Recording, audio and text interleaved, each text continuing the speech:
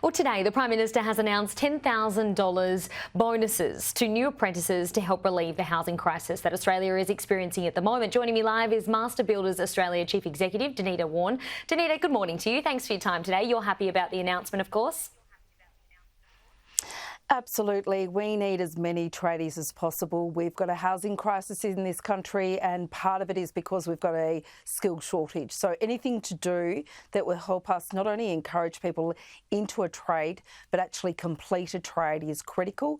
It's part of the puzzle of resolving our housing crisis in this country. I mean, as you've said, we do have a housing crisis. There's no denying that. There are more than 1 million houses to build at the moment. Well, that's what the government has promised at least. Will apprentices make up the housing shortfall, though? It's going to take a lot more than just apprentices, won't it? Absolutely. This is just a small component of many components that we'll be seeking not only from the government but also the opposition in the lead up to this year's federal election. We need more skilled people now, which means we need to encourage more people back into the industry, but also focusing on skilled migration, and we still haven't got those settings right. We do need more apprentices, but also we need better economic conditions. The real concern at the moment is we're not seeing enough houses being built, particularly apartments. Why? Because construction costs are up by 40%. Our productivity has been declined by 20% over the last 10 years. So we need inflation down, interest rates down, we need costs down, and that is going to require a concerted effort from all levels of government, but particularly the federal government. And so as a consequence, both major parties are now on notice by our industry. We need more homes for more Aussies, and so they need to focus their attention on housing in this federal election. Absolutely. I mean, it is going to be a core piece of Anthony Albanese's speech over the next hour or so. I mean, the coalition says 80,000 apprentices have dropped out since the government's been elected. We're at an 11-year low in terms of building approval.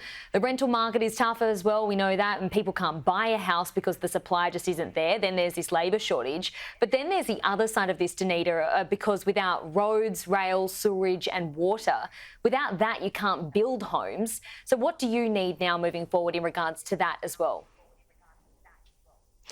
Absolutely right, Holly. We need to ensure that the building and construction industry in totality is building our communities for the future. We can't have homes unless we've got a water system, an electricity system and so forth. So we need a concerted effort. Master Builders Australia has applauded the announcement late last year by the coalition in terms of a critical infrastructure fund that needs to be matched by the government. And we also need to ensure that there is ongoing commitment not only to our transport infrastructure, our utilities infrastructure, but also our social infrastructure. If we don't have access to hospitals and schools and so forth, our communities cannot thrive. And so for us, it is critical that we get all components working together and that the building and construction industry is central to that. We cannot have a great community if we don't have the proper structures around us to ensure that we're supporting all Australians. Indeed, some strong words there from you. I mean, around 50% of all apprentices don't complete their training. Why is that, and are you confident that these incentives will work to effectively change that?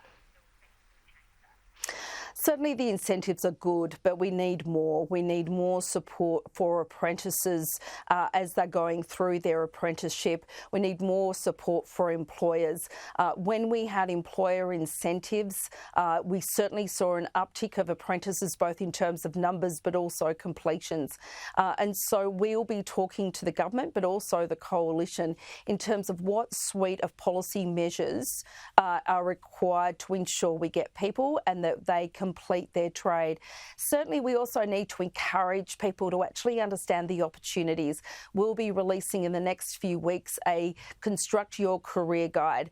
We're very excited about this because it's really showing people what the opportunities are. And certainly, I know I'm encouraging my kids to consider a career in trades. You get paid while you're training, you get these incentives, there's free feed TAFE, and of course, you get a huge career opportunity, well paid by the end of it. And that is the conversation that parents around the country need to have this long weekend. Okay, Denita, thank you for your time today. Appreciate it. Pleasure. Thank you.